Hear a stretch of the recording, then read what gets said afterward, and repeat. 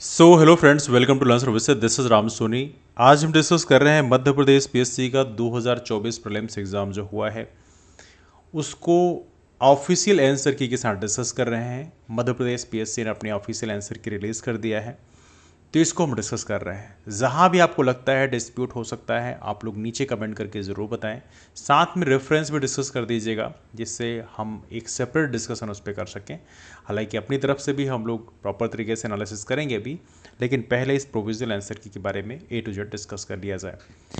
पहला क्वेश्चन हमारे सामने, निम्नलिखित में से कौन सा राज्य बॉक्साइट का सबसे बड़ा भंडार रखता है।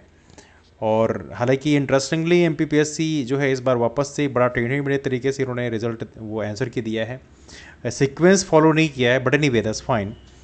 तो पहले का एमपीपीएससी ने बी ऑप्शन दिया है उड़ीसा, और इसमें बेसिकली देखा है तो कोई डिस्प्यूट नहीं है, दैट्स कंप्लीटली राइट, है ना।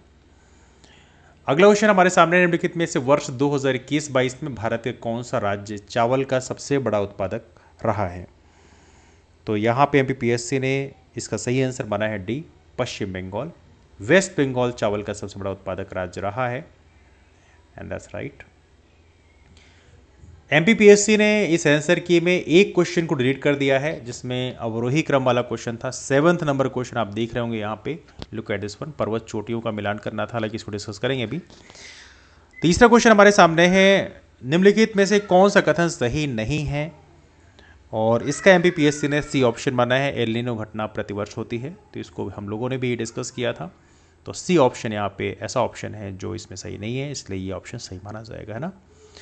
बाकी स्टेटमेंट सही है। निम्नलिखित में से कौन सी सबसे लंबी नदी है। ऑब्वियस सी बात है, नर्मदा मध्य प्रदेश की नहीं, सॉरी पूरे देश की 5वीं सबसे लंबी नदी है, और मध्य प्रदेश की तो ऑब्वियसली सबसे लंबी नदी है। तो इन ऑप्शंस में सी ऑप्शन इज राइट। तो सबसे लंबी नदी कौन सी है, दैट इज नर्मदा। एमपीपीएससी ने भी चौथे क्वेश्चन का इसमें सी ऑप्शन सही माना है। देखिए, जो सेट हम डिस्कस कर रहे हैं ये है सेट सी, ऑलराइट। चलिए अगले क्वेश्चन में चलते हैं, 5वें क्वेश्चन में। वर्ष 2021 में निम्नलिखित में से कौन सा चक्रवात भारत के पश्चिमी तट पर आया था। अब देखो, इसमें एक चीज़ और भी इंटरेस्टिंग आप लोगों के लिए है कि थोड़ा सा पुराना करंट अफेयर भी अपडेट रहना पड़ेगा, बिकॉज इस समय एमपीपीएससी थोड़े पुराने करंट अफेयर पूछती है। ये 2021 का एग्जाम पूछा, 2021 का न्यूज़ पूछा गया, इसका मतलब ये है कि आपको अपडेट रहना पड़ेगा, एंड दैट इज बेसिकली ताउते। ताउते बोलते हैं, बट यहाँ तौकते लिखा हुआ है, दैट्स फाइन। अगला आपके सामने है, जनगणना 2011 के अनुसार भारत के निम्नलिखित राज्यों में से कौन से राज्य में जनसंख्या घनत्व सबसे कम रहा है। ये बहुत ही स्ट्रेट फॉरवर्ड क्वेश्चन है, कई बार और पूछा गया है। ये है अरुणाचल प्रदेश, जहां पॉपुलेशन डेंसिटी सबसे कम रही है। आप लोग कमेंट करके बताइए जरा, कौन से राज्य में पॉपुलेशन डेंसिटी सबसे अधिक रही है।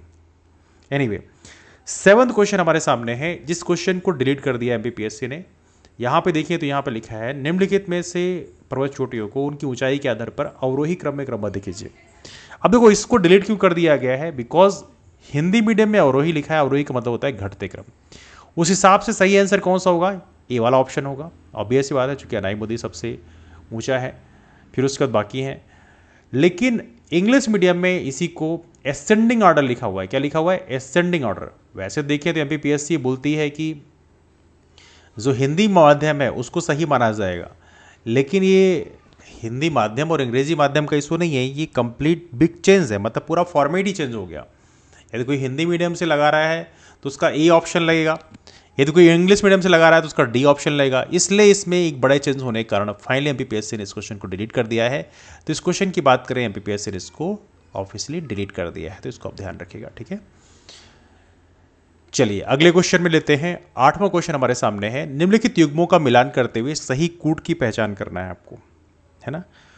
और एमपीपीएससी ने इस क्वेश्चन का सही माना है सी। सी ऑप्शन में देखिए तो यहां पे क्या किया है, फर्स्ट का 2 है, कावेरी ब्रह्मगिरी, बिल्कुल सही। साबरमती की बात करें तो साबरमती मेवाड़ पहाड़ियों से। ताप्ती की बात करें, ये है सतपुड़ा श्रेणी से, और दामोदर छोटा नागपुर। तो ये यहां पे ऑप्शन दिया है, और दैट्स कंप्लीटली राइट, कोई डिस्प्यूट नहीं। 9th क्वेश्चन का एमपीपीएससी ने जो सही आंसर माना है, दैट इज बेसिकली बी, 1 और 3। तो यहां पूछा गया, निम्नलिखित में से भारत के कौन से 2 राज्यों से देश के कुल कोयला निक्षेप का 50% अधिक प्राप्त होता है। और बेस बात सबसे टॉप और सेकेंड जो है वो माना जाएगा इसमें। तो यहाँ पे झारखंड और उड़ीसा है, और बी ऑप्शन ही इसमें सही माना जाएगा, और यही एमपीपीएससी ने माना है, दैट्स राइट। अगले क्वेश्चन में चलते हैं। 2021-22 में भारत में दालों के उत्पादन में किस राज्य का प्रथम स्थान रहा है? ऐसे क्वेश्चन बिल्कुल स्ट्रेट फॉरवर्ड होते हैं और कह सकते हैं दैट्स वेरी नॉर्मल क्वेश्चन। ये तो हम लोग हमेशा से पढ़ते आए हैं कि मध्य प्रदेश का इसमें टॉप स्थान रहा है दालों के उत्पादन में, पल्सेस में। अगला क्वेश्चन हमारा 11वां क्वेश्चन है। 2024 में भारत के राष्ट्रपति द्वारा निम्नलिखित में से किस राज्यसभा के 12वें सदस्य के रूप में किसको राज्यसभा के 12वें सदस्य के रूप में नामित किया गया है? याद रहे राज्यसभा में 12 नॉमिनेट मेंबर होते हैं, है ना। कुल 250 में से 12 नॉमिनेट हो जाते हैं, ठीक है। लोकसभा में 2 एंग्लो इंडियन नॉमिनेट होते थे, लेकिन उसका सिस्टम खत्म कर दिया गया है ना। तो 11वें क्वेश्चन का एमपीपीएससी ने जो सही आंसर माना है दैट इज बेसिकली ओके, इसमें थोड़ा सा फाइंड आउट करना पड़ेगा मेरे को, इट में टेक लिटिल टाइम। हाँ, 11वें का माना है सी, बिकॉज इन्होंने इस बार टेढ़ा मेढ़ा पूरा ऑप्शन दिया है, कोई सीक्वेंस फॉलो नहीं किया एमपीपीएससी ने। हालांकि फॉलो करना चाहिए था, कोई उनके लिए बड़ी बात नहीं है। एक सिंपल सा उनके पास जो फाइल होती है एमएस वर्ड में, एक सीक्वेंस में डालना चाहते तो तुरंत डाल सकते थे। एनीवे, अगला क्वेश्चन आपके सामने। मध्य प्रदेश के पैरा कैनो खिलाड़ी कौन है जिन्हें 2023 में अर्जुन पुरस्कार से सम्मानित किया गया? स्ट्रेट फॉरवर्ड क्वेश्चन है और इसका एमपीपीएससी ने सही आंसर माना है दैट इज सी, जो को सिंपल सी बात है, प्राची यादव, हम लोग पढ़ते आए हैं। अगला क्वेश्चन आपके सामने है। रानी दुर्गावती श्रेय अन्न प्रोत्साहन योजना के बारे में निम्नलिखित में से कौन सा कथन सही है? 13वें क्वेश्चन में हमने डिस्कस किया था और इसका सही आंसर हालांकि 2024 से है, बट 2023-24-20 में लिखा हुआ है, बट एनीवे दैट्स फाइन। 1, 2, 3 सही से माने गए हैं एमपीपीएससी के द्वारा, तो डी ऑप्शन के एमपीपीएससी ने इसमें सही माना है, ठीक है। अगला क्वेश्चन आपके सामने है। निम्नलिखित में से कौन पारंपरिक माछ गायन से संबद्ध है? और देखिए, ये चारों ही नाम काफ़ी महत्वपूर्ण हैं, बिकॉज इनको ये मध्य प्रदेश की पर्सनॉलिटी हैं जिनको अभी हाल ही में पद्मश्री पुरस्कार सम्मानित किया गया 2024 का। इसलिए बेसिकली आपको सभी के बारे में पता होना चाहिए, लेकिन माछ की बात करें, माछ गायन से संबंध है ओम प्रकाश शर्मा जी का। भगवती लाल राजपुरोहित जी की बात करें, यही was basically with the Malvi जो लिटरेचर है। सत्येंद्र सिंह लोहिया जो हैं ये पैरा स्विमर हैं। और कालूराम बमनिया की बात करें तो ये कबीर वाणी संबंधित है ना। सांख्यिकी में 2023 के अंतर्राष्ट्रीय पुरस्कार जिसे गणित के नोबेल पुरस्कार के बराबर माना जाता है, उसके प्राप्तकर्ता कौन हैं? तो एमपीपीएससी ने इसका सही आंसर माना है सी, कल्याणपुड़ी राधाकृष्ण राव, और इसमें भी कोई डिस्प्यूट नहीं है। 16th क्वेश्चन में चलते हैं। 2024 में AIDE कैंडिडेट्स टूर्नामेंट जीतने वाले सबसे कम उम्र के खिलाड़ी कौन बने? और यहां पर एमपीपीएससी ने इसका सही आंसर बनाया सी, डी युकेश। बहुत ही सिंपल क्वेश्चन है ये, मतलब मैं सिंपल नहीं कहूंगा, यदि आपने नहीं पढ़ा है तो आपके लिए कॉम्प्लिकेट हो सकता है, लेकिन स्ट्रेट फॉरवर्ड है। 17th है। लम्हेटा गांव किस जिले में स्थित है? तो लम्हेटा गांव में भी और डायरेक्ट ही क्वेश्चन है देखा जाए तो, and that is B, Jaulpur. 18th question आपके सामने है। निम्नलिखित में से किसको वर्ष 2024 में भारत के लोकपाल के अध्यक्ष के रूप में नियुक्त किया गया है? याद रहे पहले लोकपाल थे, उनका भी नाम यहाँ पे लिखा हुआ है, Pinaki Chandra Ghosh. As of now 2024 में लोकपाल जिनको अपॉइंट किया गया है वो है न्यायमूर्ति अजय माणिकराव खानविलकर। और एमपीपीएससी ने भी इसका सही आंसर माना है सेम 18वें का D, and that D option is right. 19वें क्वेश्चन में चलते हैं। विश्व की पहली वैदिक घड़ी कहां पर स्थित है? बिल्कुल सिंपल सा क्वेश्चन है, ये है उज्जैन। तो 19 का सही क्या हो गया? ये हो गया सी, दैट इज उज्जैन। और एमपीपीएससी ने भी इसका सही आंसर जो है 19 का सी ही दिया है। 20th में चलते हैं। जनवरी से मार्च 2024 में भारत और इंग्लैंड के मध्य संपन्न 5 टेस्ट मैचों क्रिकेट श्रृंखला में विजयी रहा। तो इसमें क्या रिजल्ट रहा, बेसिकली ये क्वेश्चन पूछा जा रहा है इसमें। और इसमें ऑब्वियस बात है भारत 4-1 से जीत गया था, और एमपीपीएससी ने भी इसका सही आंसर बी दिया है, तो बी इज राइट, ठीक है। चलते हैं 21st क्वेश्चन में। मध्य प्रदेश के किस जिले में सोयाबीन का उत्पादन प्रारंभ हुआ था? देखिए, ये क्वेश्चन भी हालांकि किताबों में मिलता है, तो इसमें बहुत ज़्यादा डिस्प्यूट नहीं है, स्ट्रेट फॉरवर्ड ही क्वेश्चन बना जाएगा, है ना। तो 21st का सही आंसर एमपीपीएससी ने माना है डी, दैट इज देवास। अगला है। रॉक फॉस्फेट का उपयोग निम्नलिखित में से किस उद्योग में किया जाता है? तो रॉक फॉस्फेट का उद्योग जैसे हम जानते हैं उर्वरक उद्योग में किया जाता है, और एमपीपीएससी ने भी इसका सही आंसर दिया है उर्वरक उद्योग, बी ऑप्शन। अगला प्रश्न है 2021-22 के अनुसार मध्य प्रदेश में क्षेत्रफल एवं उत्पादन की दृष्टि में अनाजों में गेहूं का कौन सा स्थान था। देखिए ये पूछा जा रहा है, मध्य प्रदेश में ही पूछा जा रहा है, सभी अनाजों में गेहूं का क्या स्थान है क्षेत्रफल एवं उत्पादन की दृष्टि। तो ऑब्वियस बात है ये फर्स्ट रैंक है। और एमपीपीएससी ने भी इसका जो सही आंसर है ऑफिशियल आंसर की में डी ऑप्शन दिया है, मतलब प्रथम ही दिया है। ठीक है, अगला प्रश्न हमारे सामने है 24वां क्वेश्चन है, Bharat heavy electricals limited BHEL Bhopal की स्थापना किस देश की एक कंपनी के सहयोग से हुआ था। और 24 का सही आंसर एमपीपीएससी ने माना है डी, ब्रिटेन। तो ये तो किताबों में मिलता है वैसे देखा है तो। 2011 की जनगणना के अनुसार किस जिले में नगरीय जनसंख्या का प्रतिशत सर्वाधिक है। और 25 का सही आंसर है सी, भोपाल। और याद रहे संभाग में जाओगे तो इंदौर है, बिकॉज संभाग वाला क्वेश्चन जो है वो अभी असिस्टेंट प्रोफेसर वाले एग्जाम में पूछा गया था ना। निम्नलिखित में से कौन सी सिंचाई परियोजना में 4 राज्यों की भागीदारी है। और ये भी बिल्कुल स्ट्रेट फॉरवर्ड क्वेश्चन है और इसका सही आंसर क्या है, दैट इज सरदार सरोवर परियोजना, मतलब डी। और एमपीपीएससी ने इसका डी ऑप्शन ही दिया हुआ है।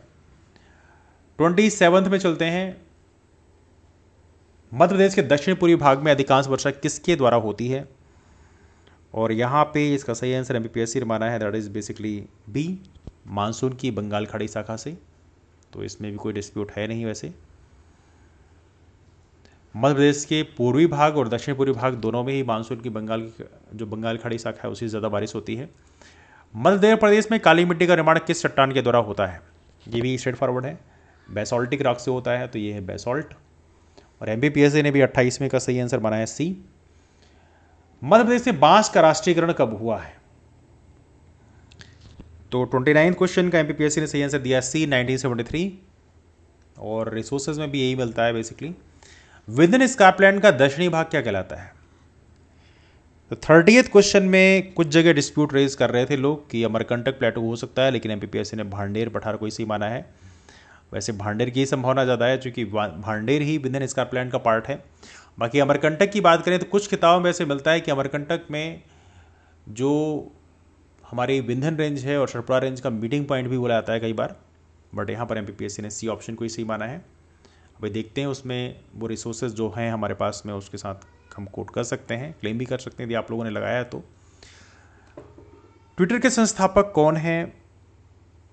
तो ये क्वेश्चन भी स्ट्रेट फॉरवर्ड है, जैक डॉर्सी। तो ये भी क्वेश्चन सिंपल है और एमपीपीएससी ने भी इसका सही आंसर यही माना है। और yes I found it, Jack Dorsey. अभी क्या है, इन्होंने सीक्वेंस पूरा टेढ़ा मेढ़ा कर दिया है, इस ढूंढने में थोड़ी दिक्कत जाती है। अगला है आपके सामने, इमिटेशन गेम किसका मूल नाम था। तो 32वें का इन्होंने सही आंसर माना है बी, द ट्यूरिंग टेस्ट। ये भी स्ट्रेट फॉरवर्ड है। ई गवर्नेंस के 4 स्तंभ क्या हैं। तो एमपीपीएससी ने 33वें का सही आंसर माना है ए, लोक प्रक्रिया प्रौद्योगिकी संसाधन। और बेसिकली यही मिलता है ई गवर्नेंस के 4 स्तंभ। अगला आपके सामने है 34वां क्वेश्चन, उन पेशेवरों और व्यावसायिक लोगों के लिए एक सोशल नेटवर्किंग साइट जो अन्य पेशेवरों से जुड़ना चाहते हैं। तो ये क्वेश्चन वैसे सिंपल है, लिंक्डइन है जिसमें हम लोग करते हैं। 35वां क्वेश्चन है, पूछा गया आर्टिफिशियल इंटेलिजेंस की शाखा है कौन सी इसमें। तो इसका सही आंसर है दैट इज बेसिकली डी, मतलब मशीन लर्निंग। अगला है आपके सामने, इंटरनेट के क्षेत्र में W3C का अर्थ क्या है। तो ये है वर्ल्ड वाइड वेब कंसोर्टियम। बहुत ही स्ट्रेट फॉरवर्ड क्वेश्चन है और एमपीपीएससी ने भी 36वें का सही आंसर माना है, that is basically D, world wide web consortium. MPEG इसका फुल फॉर्म पूछा गया है और एमपीईजी का फुल फॉर्म में तो कोई डिस्प्यूट है नहीं, दैट्स कंप्लीटली स्ट्रेट फॉरवर्ड। इसका बी ऑप्शन है, मूविंग पिक्चर एक्सपर्ट्स ग्रुप, है ना। 37 का बी। 38 में देखते हैं, 38 का यूनिक्स ऑपरेटिंग सिस्टम का केंद्रीय भाग कौन सा है। और एमपीपीएससी ने इसका सही आंसर माना है बी, कर्नल। ये भी स्ट्रेट फॉरवर्ड ही है। अगले पूछा है, इसमें फिल इन द ब्लैंक्स दिया है, भ्रामक हमला भ्रामक ईमेल या टेक्स्ट संदेशों के रूप में आता है जो आपसे सॉफ्टवेयर इंस्टॉल करने या व्यक्तिगत जानकारी प्रकट करने के लिए कह सकता है। तो जब भी मेल की बात करें तो इस तरह से जो आपसे चीट करने के लिए जो मेल होती है वो फिशिंग में ही काउंट की जाती है। और एमपीपीएससी ने भी 39th क्वेश्चन का जो सही आंसर दिया है दैट इज बेसिकली सी, मतलब फिशिंग दिया है, दैट्स कम्प्लीटली राइट। फिर यहाँ पे दिया है कुरेंटली। कुरेंटली क्या है? अब कुरेंटली की बात करें तो यहाँ पर एमपीएससी ने इसका सही आंसर माना है ए, सर्च इंजन। लेकिन कुरेंटली की वेबसाइट में जाओगे तो कई जगह ब्लॉग भी मिलता है उसमें, और बाकी चीज़ें भी देखने के लिए मिलती हैं, तो यहाँ पे डिस्प्यूट हल्का रेस किया सकता है, बट देखते हैं आने वाले कल में क्या होता है। अगला है पहला G20 शिखर सम्मेलन कब और कहाँ हुआ? तो 41st का सही आंसर एमपीएससी ने भी माना है वाशिंगटन डीसी है, लेकिन यहाँ पर okay let me find out 41, okay 41 का बी ही माना है, दैट्स फाइन। वाशिंगटन डीसी 2008, ये डेवलप्ड और डेवलपिंग कंट्रीज़ का कंबाइंड ग्रुप है। वैधानिक तरलता अनुपात जिसे बोलते हैं SLR, स्टैट्यूटरी लिक्विडिटी रेशियो, इसकी न्यूनतम सीमा क्या थी जिसे भारत सरकार द्वारा 2007 में संशोधित किया गया था? तो 42वें का सही आंसर एमपीएससी माना है 25%, और 25% ही चीज़ों में हर जगह मिलता है। सितंबर 2023 के अंत में सकल घरेलू उत्पाद में बाह्य ऋण का अनुपात क्या था? और सकल घरेलू उत्पाद की बात की जा रही है तो ये भी एक बढ़िया टर्म है। जीडीपी, आमतौर पे हम सेंट्रल जीडीपी की बात करते हैं, स्टेट की जब बात करते हैं तो वहाँ पे सकल राज्य घरेलू उत्पाद लिखा होता है, जीएसडीपी लिखा होता है, तो उस हिसाब से देखा है तो यहाँ पे ये पॉइंट है। 43 का सही आंसर एमपीएससी ने माना है दैट इज ए, मतलब 18.6%, दैट्स फाइन। अगला क्वेश्चन आपके सामने 2017-18 में भारत के सभी कारखानों का कितना प्रतिशत मध्य प्रदेश में स्थित था? तो 44वें क्वेश्चन का यहाँ पे एमपीएससी ने सही आंसर माना है सी, मतलब 2%। अगला क्वेश्चन हमारे सामने है, वैसे मध्य प्रदेश में काफ़ी बुरी हालत है कारखानों की, तो यहाँ पे काफ़ी इम्प्रूवमेंट की गुंजाइश है। उन्नति जो योजना है, उन्नति एग्री जीआईएस की बात की जा रही है। उन्नति वैसे एक और योजना है जो बेसिकली जो नॉर्थ ईस्टर्न स्टेट्स उसको टारगेट करता है, लेकिन ये उन्नति जीआईएस की बात की जा रही है, एग्री जीआईएस की बात की जा रही है। तो 45th का यहाँ पे एमपीपीएससी ने सही आंसर माना है दैट इज बेसिकली बी, कृषि में पूर्व सूचना आधारित निर्णय लेने में सुविधा प्रदान करने हेतु उपग्रह इमेजरी और ड्रोन डेटा जैसी प्रौद्योगिकी का उपयोग करने के लिए। अगला है समग्र शिक्षा अभियान निम्नलिखित में से किन योजनाओं के एकीकरण से उभरा है? समग्र शिक्षा अभियान, ऐसे क्वेश्चन बहुत पूछे आते हैं एकीकरण वाला, और ये क्वेश्चन वैसे ही बहुत इंपॉर्टेंट होते हैं फ्यूचर के लिए आपके लिए। तो ये है सी ऑप्शन है, सर्व शिक्षा अभियान, राष्ट्रीय माध्यमिक शिक्षा अभियान और शिक्षक शिक्षा, है ना। अगला क्वेश्चन है आपके सामने 2022-23 में मध्य प्रदेश और भारत की प्रति व्यक्ति आय के अग्रिम अनुमानों की स्थिर कीमतों पर तुलना करने पर हम पाते हैं। अब देखो अग्रिम अनुमानों में ये स्थिर का पूछ रहा है, मतलब बेस रेट का पूछ रहा है, करंट रेट का नहीं पूछ रहा है, ठीक है। तो 47 का यहाँ पे एमपीपीएससी ने जो सही आंसर माना है that is basically B, Madhya Pradesh की प्रति व्यक्ति आय भारत की प्रति व्यक्ति आय की तुलना में कम है, और ये करंट में भी है और बेस में भी है, दोनों में बेसिकली देखा है। तो 48th क्वेश्चन में चलते हैं। जीआई टैग प्राप्त चिन्नौर चावल का उत्पादन मुख्य रूप से मध्य प्रदेश के किस जिले में होता है? चिन्नौर चावल मतलब बालाघाट की बात कर रहे हैं, और 48 का इन्होंने भी डी ऑप्शन दिया है, बालाघाट दिया है। 49 में चलते हैं। 49 का यहाँ पे अनूठे उत्पाद के साथ मिलाना है, और 49 का एमपीपीएससी ने जो सही ऑप्शन दिया है वो है बी। अब बी ऑप्शन के यदि हम देखें तो पहले का 3 है, अशोकनगर का चंदेरी साड़ी, दैट्स फाइन। खरगोन का है माहेश्वरी साड़ियाँ। बुरहानपुर की बात करें तो ये केले है, और मंदसौर का लहसुन है। तो ये सारे ऑप्शन यहाँ पे मीट करते हैं, दैट्स फाइन। और 50वां क्वेश्चन है नीति आयोग की एसडीजी इंडिया इंडेक्स 2020 के अनुसार सूचकांक स्कोर रेंज के आधार पर सतत विकास लक्ष्यों में राज्यों के प्रदर्शन की विभिन्न श्रेणियों को कैसे परिभाषित करते हैं? ये क्वेश्चन हालांकि किसी को यदि क्लियर कट नहीं पता है तो भी यदि ऑप्शंस को प्रॉपर तरीके से पढ़ता तो लगभग आइडिया मिल जा रही थी। तो यहाँ पे बी ऑप्शन को इन्होंने सही माना है। आकांक्षी 0 से 49, प्रदर्शक 50 से 64, अग्रणी 65 से 99 और अचीवर 100। 51वां क्वेश्चन पूछा गया है, मोहनखेड़ा जैन तीर्थ स्थल निम्नलिखित में से किस जिले में स्थित है? तो ये भी देखा जाए तो ये क्वेश्चन स्ट्रेट फॉरवर्ड ही है, और एमपीपीएससी ने भी इसका सही आंसर माना है बी, मतलब धार जिले में है। तो ये हो गया बी। निम्नलिखित में से कौन सा युग में गलत है? अब देखो इसमें सिंपल सी बात है, घाटी गांव की बात करें ग्वालियर में है, और यहाँ पे इंदौर दिया हुआ है, तो डी ऑप्शन यहाँ पे सही होना चाहिए। और एमपीपीएससी ने भी 52nd का डी ऑप्शन ही सही माना है, दैट्स फाइन। फिर है अगला है जो सबसे इंपॉर्टेंट है 53rd क्वेश्चन, जो किताबों में यूजुअली मिल नहीं रहा था। 53वां क्वेश्चन पूछा है गम्मत लोक नाटक का सूत्रधारक क्या कहलाता है, और यहां पे इसका सही आंसर है सी, कुडगरिया। क्या है? कुडगरिया, दैट इज कुडगरिया। ठीक है। अगला क्वेश्चन है शंकर राव पंडित का संबंध किस विधा से है। शंकर राव पंडित से क्वेश्चन पूछा गया है। 54th question, now let's discuss about it. तो इसका क्वेश्चन आंसर सही है, शंकर राव पंडित का संबंध किस विधा से है, यह है ख्याल गायकी। तो सी ऑप्शन इसमें सही दिया है। 55th क्वेश्चन में चलते हैं। स्वतंत्रता सेनानियों को उनके क्रांति क्षेत्र से सुमेलित करना है। एमपीपीएससी ने इस क्वेश्चन का सही आंसर दिया है, दैट इज बेसिकली ए में ऑप्शंस मैच करते हैं ये। तो पहले का हो गया 2, राजा मर्दन सिंह भानपुर, राजा दौलत सिंह नेमावट से, राजा बख्तवली की बात करें शाहगढ़ से, और मुराद अली महू से। ठीक है। 56वां क्वेश्चन है नर्मदा नदी का साहित्यिक संदर्भ सर्वप्रथम कहाँ मिलता है। इसमें कुछ लोगों को डिस्प्यूट लग रहा था, लेकिन एमपीपीएससी ने इसका सही आंसर दिया है, दैट इज बेसिकली 56 का ए, सतपथ ब्राह्मण। 57th क्वेश्चन है किस ताम्रकालीन ताम्रपाषाण युगीन स्थल को वराह मिहिर का जन्म स्थान स्थल भी कहा जाता है। और 57th का सही ऑप्शन बना है एमपीपीएससी ने, दैट इज बी, कायथा। अगला क्वेश्चन आपके सामने है। 58th क्वेश्चन है कुमारगुप्त और बंधुवर्मन के 10 अभिलेख के संबंध में कौन सा कथन गलत है। और एमपीपीएससी ने इसका सही ऑप्शन दिया है, दैट इज डी, मतलब इस अभिलेख की रचना भूभूत ने की थी। ये स्टेटमेंट गलत है, बाकी स्टेटमेंट यहाँ पे सही है। कोहबर क्या है। तो कोहबर बेसिकली भित्ति चित्र है जो अपने बघेलखंड के क्षेत्र में बेसिकली बनाया जाता है। तो 59th का सही आंसर है ए, वैवाहिक अनुष्ठानिक भित्ति चित्र कोहबर।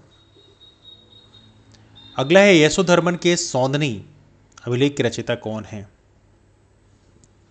तो 60th का सही आंसर है बी, दैट इज बासुल कवि। बी ऑप्शन इसमें सही है, बासुल कवि। अगला क्वेश्चन आपके सामने गुहा मंदिरों में सुप्रसिद्ध कैलाश मंदिर कहाँ स्थित है। तो ये है एलोरा की गुफाओं में। तो 61st का सही आंसर है बी। किस वेद में सभा और समिति को पृथक संस्थाओं के रूप में घोषित किया गया है।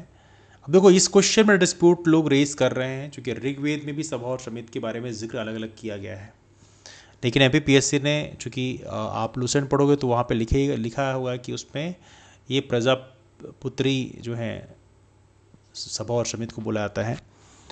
तो देखा जाए तो उस हिसाब से, और ये चीज़ लिखी है अथर्ववेद में, तो उस हिसाब से एमपीपीएससी ने अथर्ववेद का ऑप्शन को सही माना हुआ।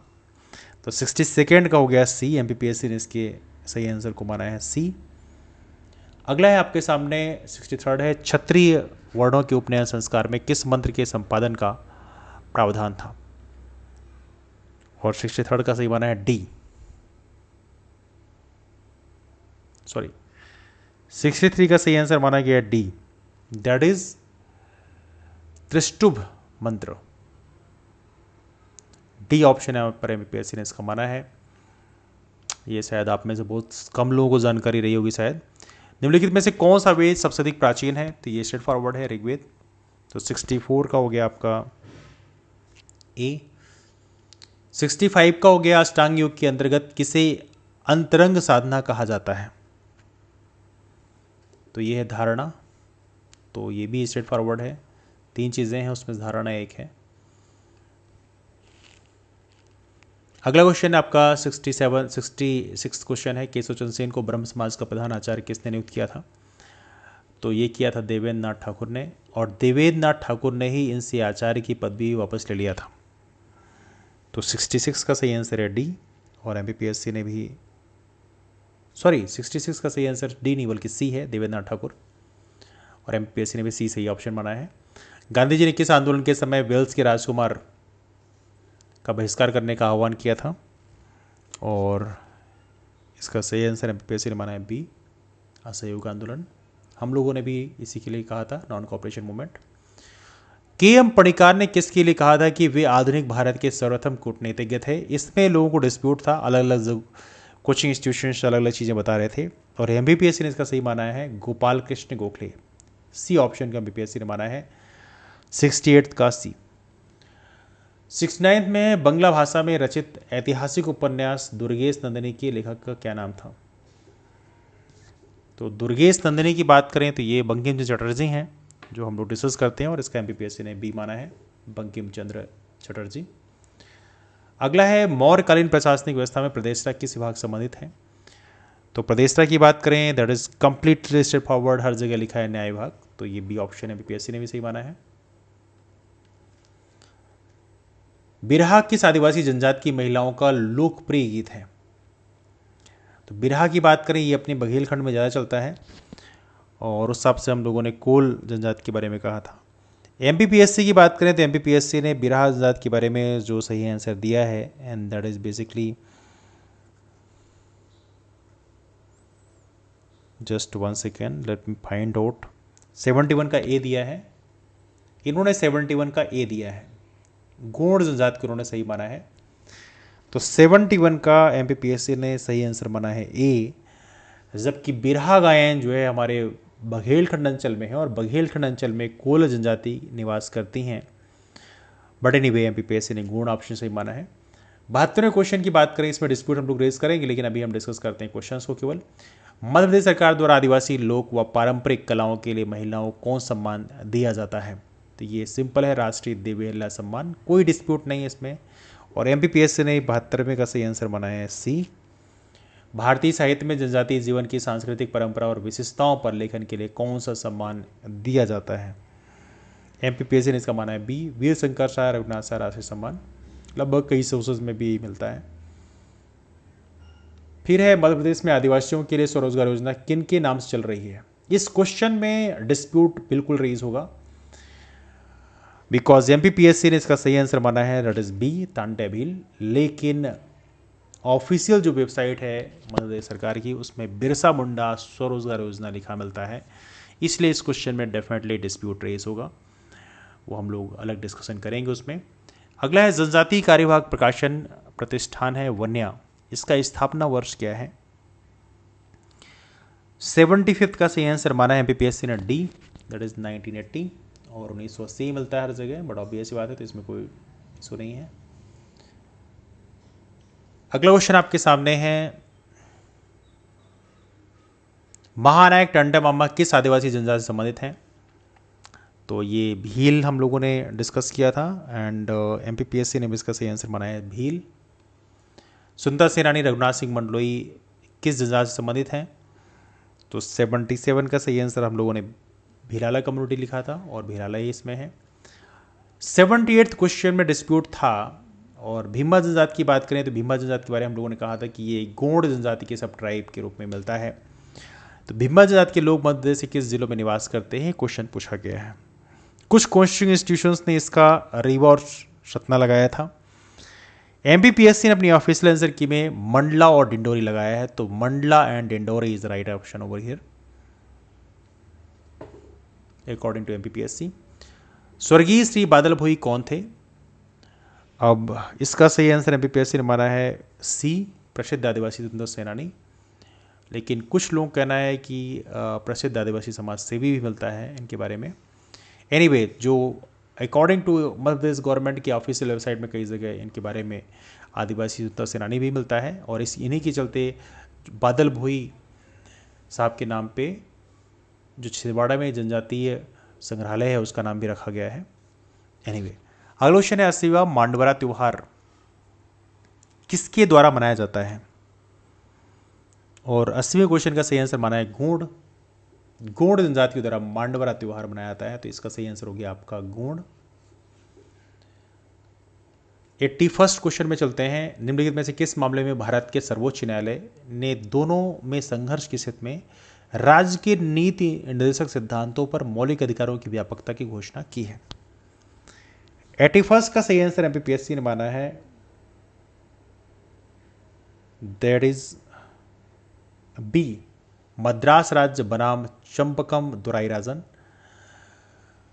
बट बेसिकली देखा जाए तो यदि आप लक्ष्मीकांत पढ़ेंगे तो उसमें अभी एक बच्चे ने इसको प्रॉपर पेन भी किया था कि गोलकनाथ बनाम पंजाब राज्य 1967 का जजमेंट था, उसमें यही सेम प्रोविज़न को रिपीट करने की बात कही गई है। हालांकि चंपकम दुराई राजन के ही डिसीजन को रेफरेंस दिया गया था, इसलिए यहाँ पर थोड़ा सा डिस्प्यूट बन सकता है, बिकॉज इन दोनों में ही इसके बारे में हल्की हल्की चर्चा की गई। पहले वाले दूसरे वाले में तो प्रॉपर तरीके से चर्चा की गई, लेकिन पहले वाला जो गोलकनाथ केस है इससे भी कुछ जगह चर्चा करी गई है, इसलिए यहाँ पर डिस्प्यूट रेज हो सकता है। अब देखते हैं क्या होता है।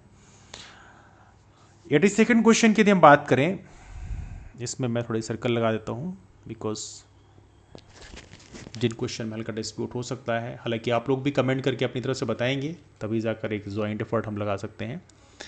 कौन सा कथन सही नहीं है? और 82वें क्वेश्चन का सही आंसर एमपीएससी ने दिया है ए, और ये सही भी है। मुख्य चुनाव आयुक्त और अन्य चुनाव आयुक्तों के बीच मतभेद की स्थिति में मामले का निर्णय विधि आयोग द्वारा किया आता है, ये गलत है। बेसिकली देखा जाए तो ये प्रॉपर वोटिंग होती है और जिसकी तरफ वोट ज़्यादा होते हैं उसकी बात मानी जाती है, तो इस हिसाब से स्टेटमेंट गलत है। संविधान में संशोधन के लिए कम से कम आधे राज्यों के विधानमंडलों द्वारा अनुसमर्थन की आवश्यकता होगी, और ये कौन से प्रोविज़न में है? तो यहाँ पे देखें तो यहाँ पे एमपीपीएससी ने भी 83rd क्वेश्चन का जो सही आंसर माना है दैट इज डी। 279A की बात की जा रही है, जीएसटी काउंसिल, ऑब्वियस सी बात है, बहुत स्ट्रेट फॉरवर्ड है। अटल बिहारी वाजपेयी सुशासन एवं नीति विश्लेषण संस्थान कहाँ पर है? तो 84th का सही आंसर है सी, भोपाल में है। अगला है कथनों पर विचार कीजिए, कानूनी मामलों पर राज्य सरकार को सलाह देना महाधिवक्ता कर्तव्य होगा। तो ओके, पहले मैं सही ऑप्शन यहाँ पे कोट कर देता हूँ, उसके बाद डिस्कस करते हैं। तो इसका ए ऑप्शन केवल सही है, केवल एक सही है, तो यहाँ पे ए ऑप्शन सही माना गया है एमपीपीएससी द्वारा। तो कानूनी मामलों पर राज्य सरकार को सलाह देना महाधिवक्ता कार्य होगा। दूसरा है महाधिवक्ता मंत्रिमंडल के प्रसाद पर्यंत पद पर बने रहेंगे। देखो इनडायरेक्टली रहता है ऐसा ही है, लेकिन बेसिकली देखा जाए तो महाधिवक्ता राज्यपाल के प्रसाद पर्यंत बने रहते हैं, है ना। हालांकि राज्यपाल का मतलब है मंत्रिमंडल की बात की जा रही है, बिकॉज मंत्रिमंडल ही इनडायरेक्ट तरीके से, है ना, कहते हैं ना चीफ मिनिस्टर जो है एक डिफैक्टो हेड होता है, एक डिजोर हेड होता है। तो डिफैक्टो हेड होता है आपका चीफ मिनिस्टर, डिजोर हेड होता है आपका गवर्नर, मतलब सिंबॉलिक तरीके से। लेकिन ऑफिशियली जो कॉन्स्टिट्यूशनल टर्म होते हैं उसमें तो आप यही लिखोगे कि महाधिवक्ता राज्यपाल के प्रसाद पर्यंत पद पर बने रहेंगे, है ना। ये अलग बात है, रिकमेंडेशन कैबिनेट मिनिस्ट्री की रहती है। बट पंचायतों को सौंपी जा सकने वाली शक्तियां, अधिकार और जिम्मेदारियों की सूची कौन से सूची में दिया हुआ है?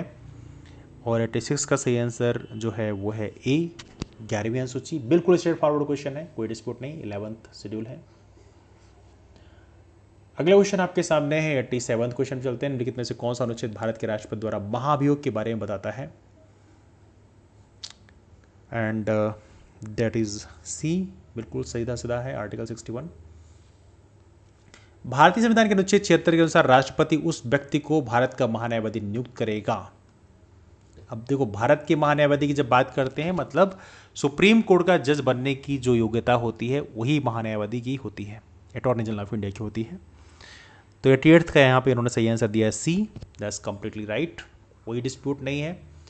के एम मुंशी साहब की बात करें, कहाँ संबंधित है? अब देखो यहाँ पर एमपीपीएससी ने बहुत इंटरेस्टिंग क्वेश्चन पूछा है, और ये क्वेश्चन समझ लो कि यूपीएससी में सीडीएस, सीएपीएफ, एनडीए ऐसे एग्जाम्स का बहुत ही फेवरेट क्वेश्चन है। और एक क्वेश्चन इस बार एमपीपीएससी ने पूछा है, और इसका सही आंसर है संविधान प्रारूप समिति। हमेशा याद रखना, प्रारूप समिति से क्वेश्चन कई बार पूछे गए हैं यूपीएससी के द्वारा। तो प्रारूप समिति में ड्राफ्टिंग कमेटी में कौन कौन से मेंबर थे, बिल्कुल जुबानी आपको याद होना चाहिए, तभी जाके बात बनेगी। भारत के राष्ट्रपति किसकी सलाहकार पर अनुच्छेद 352 के तहत आपातकाल की घोषणा कर सकते हैं? तो एमपीपीएससी ने इसका सही आंसर माना है सी, और हर जगह आपको यही मिलेगा, बड़ा ऑब्वियस सी बात है ऑफिशियल प्रोविजन में। देखो, रिटर्न रिक्वेस्ट होनी चाहिए कैबिनेट की, और ये 44th अमेंडमेंट एक्ट के द्वारा ये चेंज किया गया था, है ना। 91st क्वेश्चन में चलते हैं। मनुष्यों में गुणसूत्र संख्या 21 की ट्राइसोमी के कारण होने वाला विकार है, और ये है डाउन सिंड्रोम। एमपीपीएससी ने भी 91st क्वेश्चन का जो सही आंसर माना है वो है okay, let me find out 91st question. Okay, मिल गया, बी, डाउन सिंड्रोम है ना। थोड़ा सा सीक्वेंस उन्होंने चेंज किया है तो ढूंढने में दिक्कत जाती है। राष्ट्रीय स्वास्थ्य नीति 2017 ने स्वास्थ्य में सुधार के लिए 7 प्राथमिकता वाले क्षेत्रों पर समन्वित कार्यवाही की पहचान की है। दिए गए विकल्पों में कौन सा 7 प्राथमिकता वाले क्षेत्रों के अंतर्गत नहीं है? तो ऑब्वियस बात है, इसमें अन्नपूर्णा योजना नहीं है। और 92nd का एमपीपीएससी ने भी सही आंसर जो माना है वो है दैट इज डी। हाँ, बिल्कुल सही। अगला है, किस दाल का लगातार सेवन करने से लेथायरिज्म नामक रोग हो जाता है? और यह है खेसरी दाल। एमपीपीएससी ने भी इसका सही आंसर माना है ए। 93 का हो गया ए। अगले में चलते हैं। भारत सरकार ने जल प्रदूषण निवारण एवं नियंत्रण अधिनियम कब पारित किया? तो यह है 1974। और एमपीपीएससी के हिसाब से भी 94 का डी है। यस, 94 का डी है। एसडीजी इंडिया इंडेक्स 2018 के अनुसार एसडीजी 1, एसडीजी 2 और एसडीजी 9 क्या दर्शाते हैं? देखो, मैंने कई बार डिस्कस किया था क्लास में भी, जो हमारे जो प्रीवियस ईयर क्वेश्चन एनालिसिस होती है उसमें भी डिस्कस किया था कि जो सस्टेनेबल डेवलपमेंट गोल है उसका प्रॉपर सीक्वेंस याद रखना। ऐसे नो पॉवर्टी, जीरो हंगर, इस तरह से पूरा सीक्वेंस मैंने आपको याद कराया भी था वैसे 17 गोल्स का। बट एनीवे, एक क्वेश्चन एग्जाम पूछा गया है and that's very very important. तो 95th का सही आंसर एमपीपीएससी ने माना है, दैट इज ए। तो ये है आपका ए। अगला है 96 में, एक जलीय पारिस्थितिकी तंत्र के तालाब में निम्नलिखित में से किस घटक का प्रतिनिधित्व कवकों, जीवाणुओं एवं फ्लैजलेट्स के द्वारा किया जाता है? तो वैसे इसका सही आंसर है आप घटक। और एमपीपीएससी ने भी इसका सही आंसर अब घटक ही दिया है, C option, decomposer. Sorry just 1 second. अगला है, ओजोन परत की मोटाई को किसे हमारा पे आता है? डॉप्सन में। बिल्कुल स्ट्रेट फॉरवर्ड क्वेश्चन है। तो 97 का हो गया बी। और एमपीएससी ने भी दिया है, मनुष्य शरीर में ग्रीवा कोशिकाओं की संख्या होती है। ये सारी चीज़ें लूसेंट में आपको प्रॉपर तरीके से मिल जाएगी। ये क्वेश्चन सीधा दिया है, मनुष्य में ग्रीवा कोशिकाओं की संख्या उसमें लिखा हुआ है। ये आप जब हड्डियों वाले में पढ़ेंगे तो मिलेगा आपको प्रॉपर तरीके से, 7 होती है ना। मंगल ग्रह के लिए भारत का पहला अंतर्ग्रही मिशन किस वर्ष में सफलतापूर्वक लॉन्च किया गया है? तो ये भी सीधा सीधा क्वेश्चन है, 2013 में लॉन्च किया गया। और 99 का यहाँ पर एमपीएससी ने भी जो सही आंसर दिया है वो है 2013। और ये रहा अब हमारा 100th क्वेश्चन हम डिस्कस करेंगे। वर्ष 2017 में इसरो के किस सैटेलाइट लॉन्च व्हीकल के द्वारा एक ही फ्लाइट में 104 सैटेलाइट सफलतापूर्वक लॉन्च किए गए? और इसका डी ऑप्शन सही है, PSLV C-37। और एमपीपीएससी ने भी PSLV C-37 ही माना है। तो ये रहे हमारे 100 क्वेश्चन। कुछ प्रश्नों में डिस्प्यूट्स हैं, उसके बारे में सेपरेट एनालिसिस भी हम लोग करेंगे, लेकिन अभी डिस्कस करते हुए मैंने थोड़ा डिस्कस किया है। आप लोग अपनी ओपिनियन प्रॉपर तरीके से कमेंट करके बताइए। जिन जिन क्वेश्चन में डिस्प्यूट लगता है आप लोग कमेंट में बताइए, डेफिनेटली हम डिटेल एनालिसिस में करेंगे, है ना। तो चलिए डिस्कशन का बेस वाइंड अप करते हैं, मुलाकात करते हैं फिर। तब तक के लिए bye and take care, that's all, thank you.